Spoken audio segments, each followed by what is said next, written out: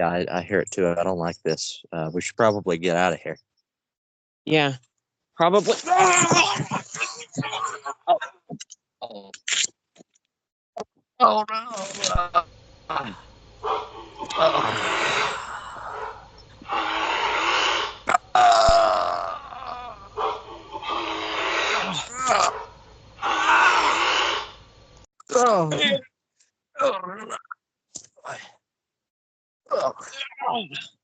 Okay.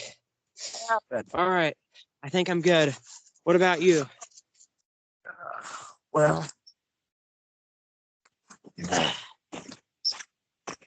oh no.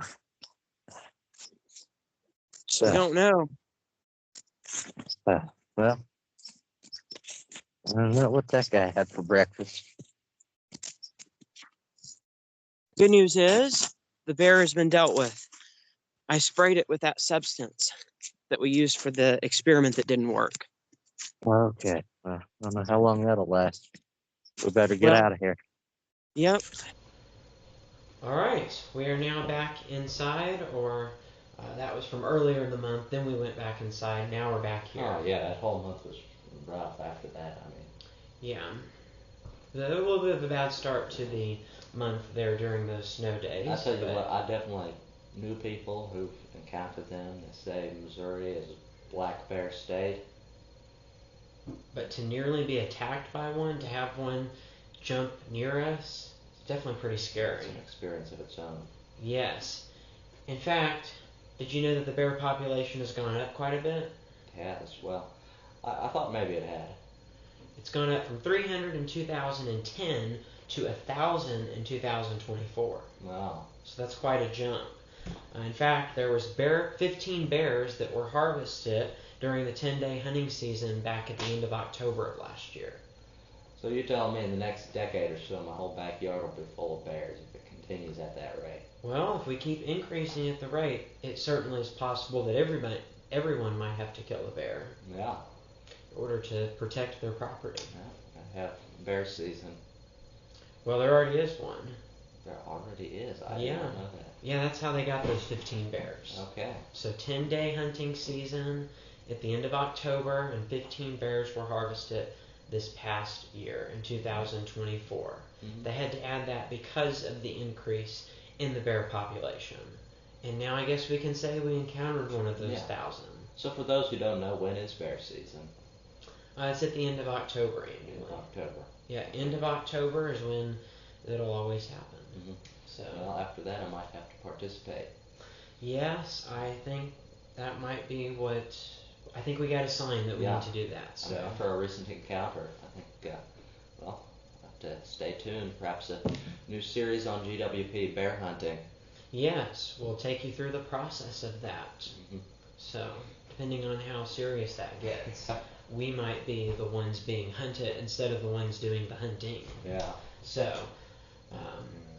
that being said, do we want to get some more information from what I already had ahead of time from Copilot? Yeah, sure. Let's see what Copilot has to say about it. All right. Hey, Isaac, how can I dazzle you this evening?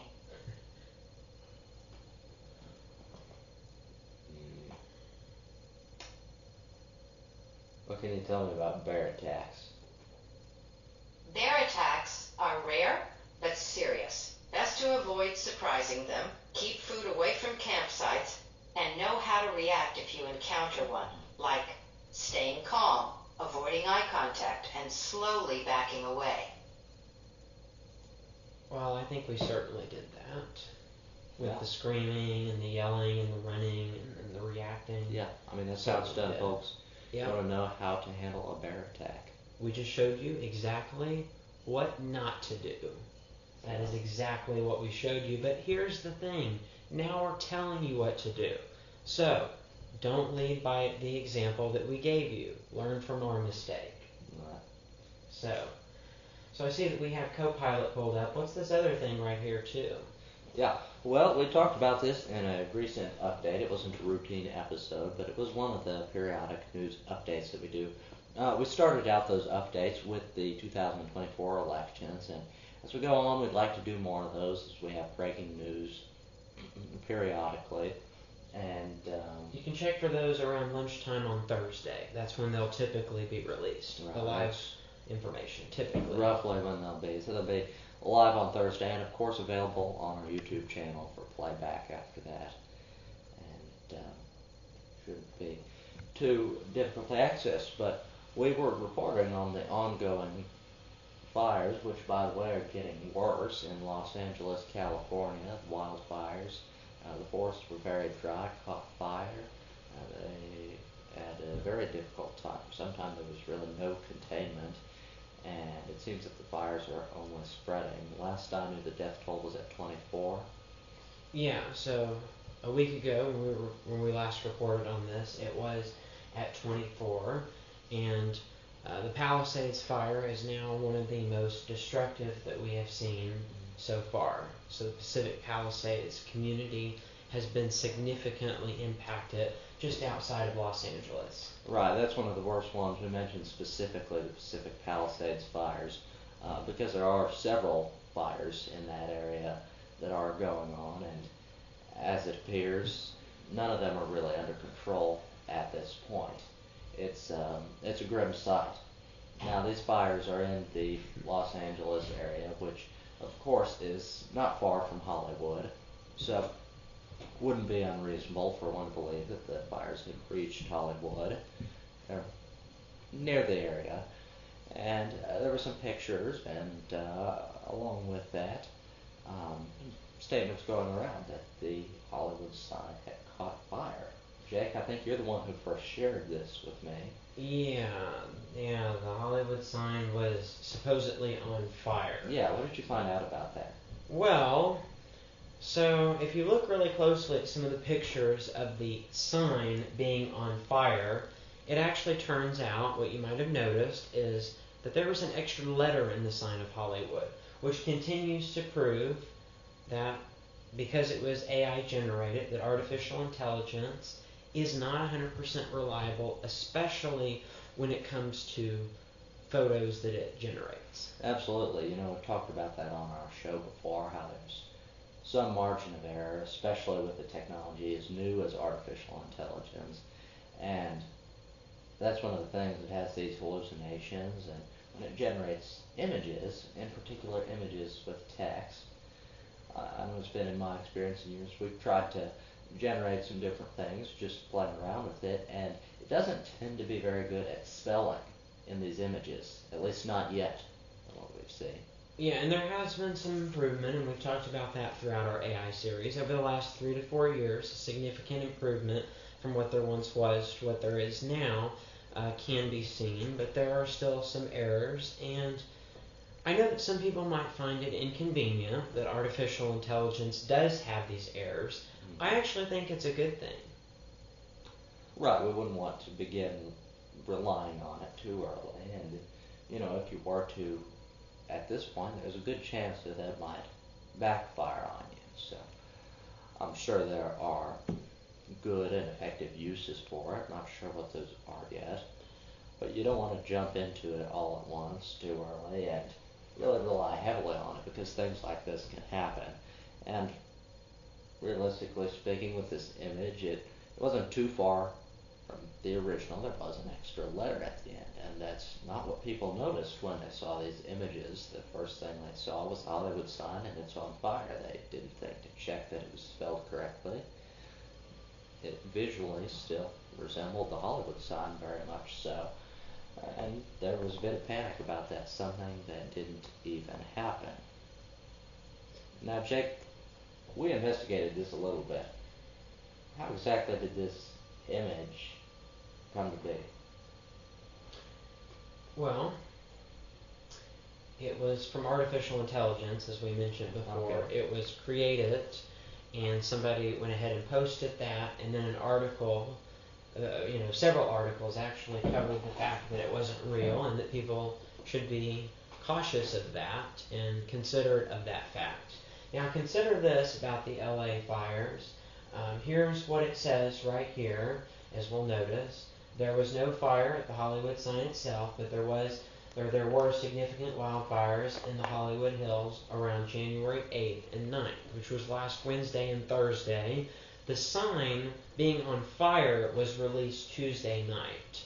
So a couple of things that are inaccurate about that, of course. This says that the fire was in Hollywood Hills. It started on Wednesday. There were fires, including the Palisade fires, that started on Tuesday, and I think maybe even Monday night is when it originally started. And so there were fires around the time when that was being posted, but the actual fire near the Hollywood sign that was, well, when we say it was near, we mean relatively near. It was 10 miles away, which is what was some of the inaccuracy behind this. But the Sunset Fire, which started near this canyon here, the Run-On Canyon, I think the Run-On Canyon, caused widespread concern for nearby landmarks, including the Hollywood sign. However, the sign remained safe and was not damaged by the fire. So it is important to realize that the fire was in the Hollywood Hills after those AI-generated images were created, and that there was 10 miles separating that. But I am glad to say that this has now been released. Misinformation circulated on social media with AI-generated images falsely depicting the Hollywood sign on fire, leading to public confusion. This goes back to our first season when we did cover that there are dangers associated with social media. This is a perfect example of how social media can be very dangerous if people use it in an improper way. And of course, we've talked a bit more about the risks associated with artificial intelligence. Well, this combines both of those. Yeah. One of the worst things of social media, one of the worst parts of artificial intelligence, one of those risks associated with it.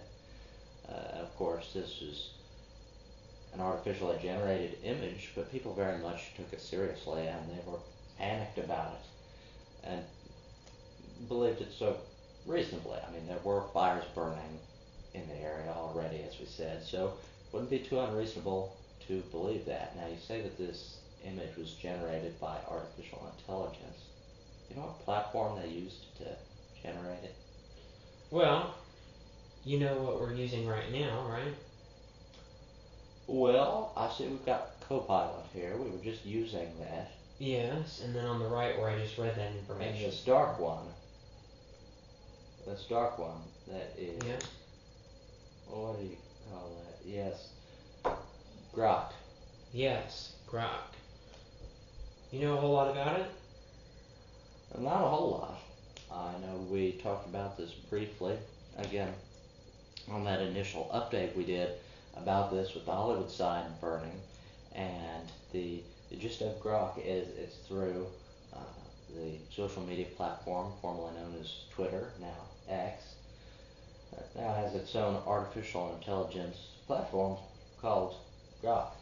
And the thing that sort of sets this apart from the more common artificial intelligence applications that we've used on this show, such as Microsoft Copilot, ChatGPT, those both run on the GPT-4 framework. And the thing that sets Grok apart from this is being tied to X, or Twitter. It uses the posts from that platform sort of as its repository of information. So if people were posting about the Hollywood sign being on fire, social media, it's easy to see why Grok would have generated an image of that. Yeah, so that was where all of the false information through social media started to come around from. And I guess, in case you're wondering what that picture looked like here, there was one of them that we had, this one right here. So again, it's false that there was a wildfire on the Hollywood sign, but it is true that nearby there was. Right. So we also have this article, fake images of the Hollywood sign go viral. So again, a lot of misinformation spread, and again, the landmark is famously located over Mount Lee.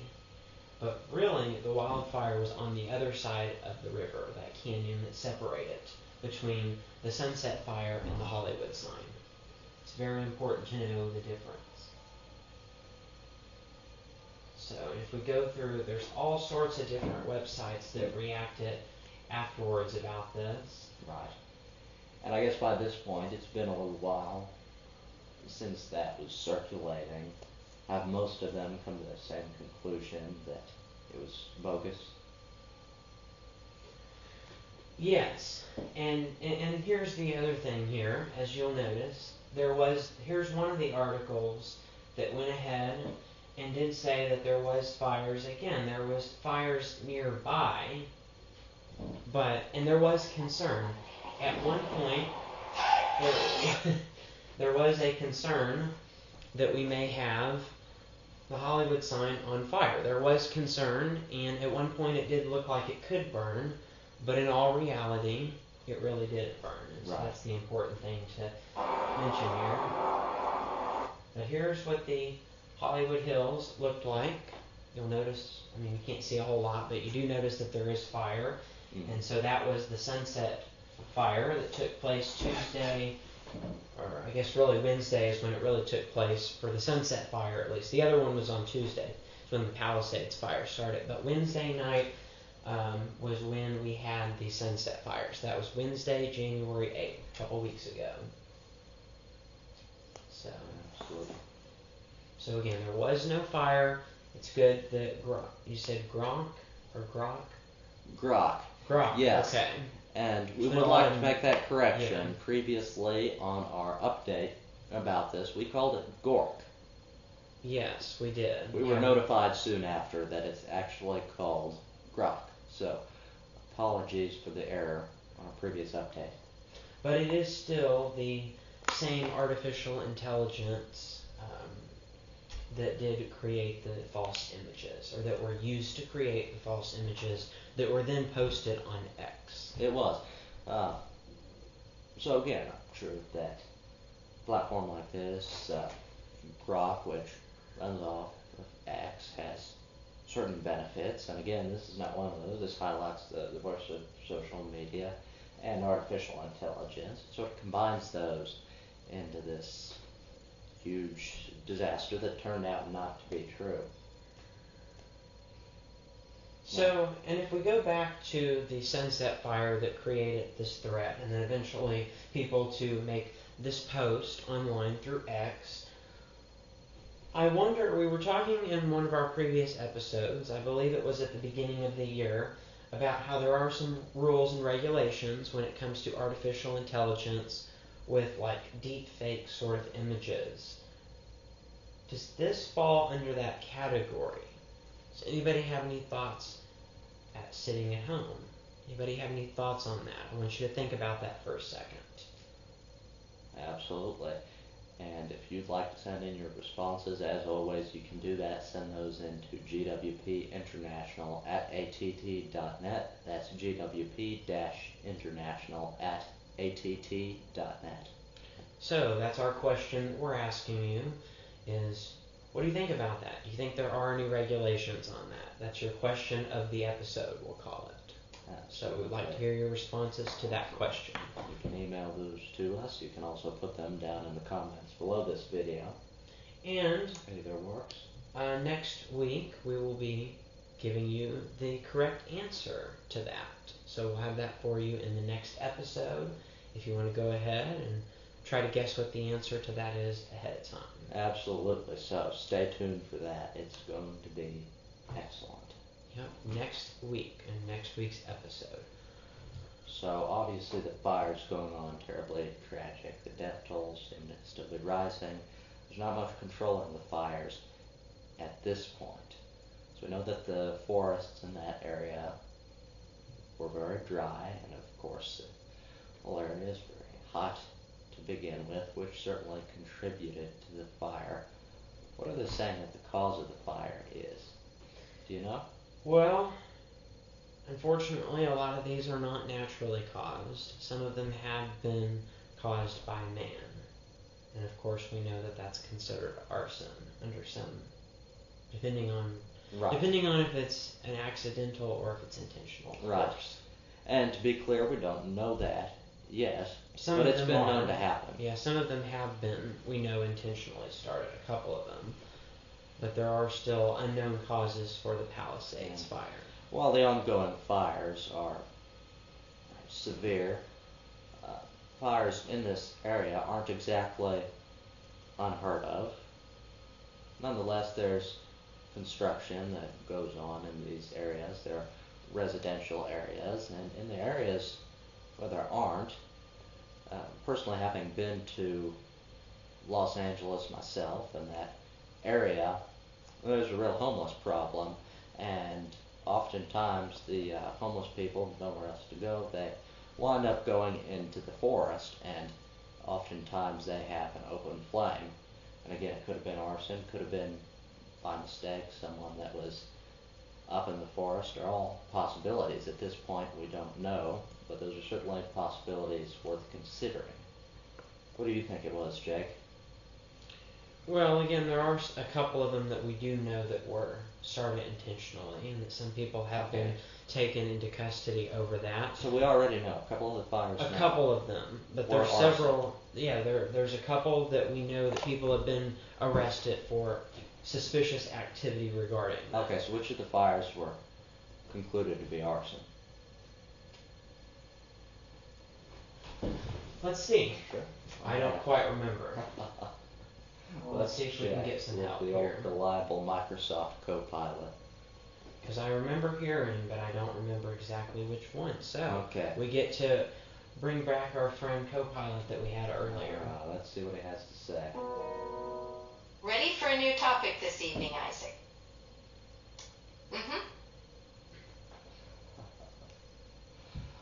Alright, so as far as the ongoing fires in Los Angeles area and California,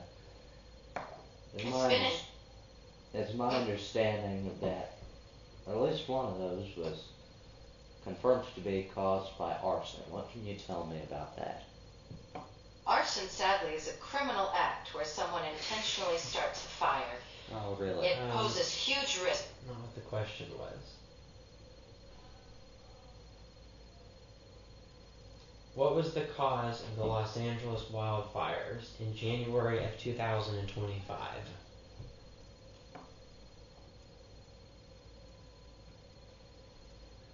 Well, not sure what's happened. Well, I know it's appears that once again our dear friend Microsoft Copilot has once again given us the cold shoulder. And there's a couple of reasons why we did that. First reason was just to remind you that, again, artificial intelligence is not 100% reliable, and also, as a reminder, it cannot do current world events. So, in case you forgot that from one of our previous episodes, we just wanted to remind you of that. As you'll notice, that's what it'll tell you. So, don't fall for that. We've experimented with that a great deal along the course of our artificial intelligence series. Now, that's been the case with both Microsoft Copilot and GWP, which run on the GPT-4 framework. But going back to Grok, that's another difference. And actually, one of the marketed uses of it, if you look into kind of, what am I supposed to use Grok for? The idea of being your artificial intelligence platform that uses X, and the posts on there, the tweets, so to speak, are used as the repositories that you can actually tell it, oh, here, give me a news briefing. So this one actually can cover current events in so much as you can rely on X for current events. So sometimes there are reliable sources on there, but oftentimes there aren't. So again, a healthy bit of skepticism there may be good to have. So it can be useful at times, but of course you don't want to rely on it. So you were saying you have to be skeptical. You know what else you have to be skeptical of now? Not overly, just a healthy sprinkle of it. Yeah, but you know what else you have to be skeptical about, right? What's that? Reading through your emails. Okay. We seem to have recently encountered that. Can you tell us more about that? We have. So we recently received an email here at GWP telling us that our email system was out of date, needed to be updated. Please kindly click the link to update. The fishy thing about this was that it didn't correctly capitalize the name of our email internet provider, and it put an exclamation point at the end, which is an unusual choice in punctuation, to say the least. The other unusual thing about this email was that it was from what appeared to be a personal email address. It was simply a series of what could only be random letters and numbers, followed by the domain at so-and-so.com. Which means it was clearly not from the actual company itself. Right.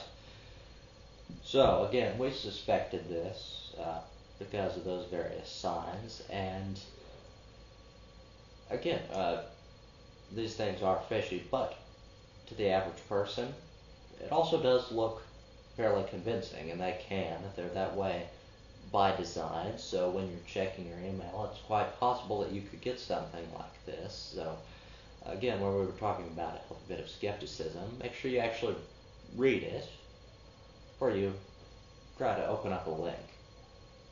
Yeah, I think that can be said on a lot of things. And that's where you can get into trouble, is Especially opening up those online. links, where that could, if there were malintent on the other end, could wind up installing viruses on your device. So knowing that there was some degree of suspicion here, even so, we decided to do a little bit of investigation. We do not advise trying this at home, but because we have quite a reliable antivirus service on our computers that we use here at GWP, we decided to test this out. We decided to open up the link, and it seemed that by the time we had reached it, that it had already been taken down. It went to a page of a web hosting service, set up websites, so it's likely the scammer on the other end generated this sort of scam website. Luckily, someone else was able to detect it, and it appears that they took it down before we could reach it. But it is important to realize that if you would have opened that email any sooner, before somebody had taken it down, that it could have still been there and then would have been a problem. Right, especially if we hadn't had an antivirus. Yes. Another important thing to have on your computers. Yeah, we're going to advertise antiviruses. Not a specific one, but Yeah, just in general that you go ahead and do that. it's worth having. How many people do you think fall for scam emails? How many people? Well, scam emails aren't exactly new. I think probably the scams that people are more likely falling for are like the more recent ones, like with artificial intelligence, these deepfakes and things. Those are very convincing and, again, fairly new. Email scams have been around for a while, and as is often said, they tend to disproportionately affect the elderly, who perhaps aren't accustomed to using a computer.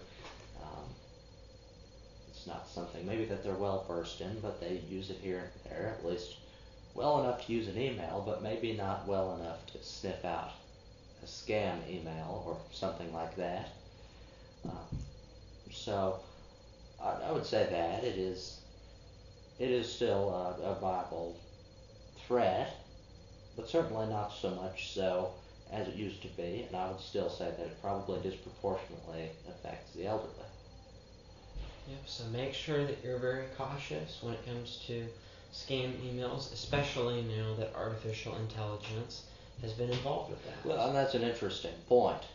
We sort of compare these as if they're two entirely separate things, artificial intelligence, scams, and email, but just as we recently saw the combination of social media and artificial intelligence, we could likewise see the combination of email and artificial intelligence, and surely that would have its benefits like with these other things, but again, certain risks like that, and surely the addition of artificial intelligence would make those scam emails all the more convincing. Yeah. So artificial intelligence could kind of, I guess, resurface the threat of scam emails. So keep that in mind now that artificial intelligence could be tied back into it. Well, that concludes things for today. I believe it does. Yes, it does. That's all we have for now. Thanks again for tuning in. If you're interested in finding out more about our artificial intelligence series, any of our periodic news updates like the recent one we did relating to that, you can find those all on our YouTube channel. Many of them are categorized under their own playlists. If you have difficulty accessing those different live updates, there's a dedicated live tab on our YouTube channel. And as always, if you have any questions, comments, or worthwhile suggestions, you can send those in to gwpinternational@att.net. Again, that's gwp-international@att.net. And That's all we also, have for you also for just now. something Jake, else. what else would you add? Yes, also, if you would like to go ahead and access that artificial intelligence playlist, click left. If you missed the last episode, click right. Yes, so be sure to check that out. That's all we have for you for now, and we'll see you next time. Until next time, I'm Jacob Fulmer. and I'm Isaac Hedges, host of the Great World Podcast, signing off. Until next time, from all of us at the Great World Podcast and GWP International, good night and God bless.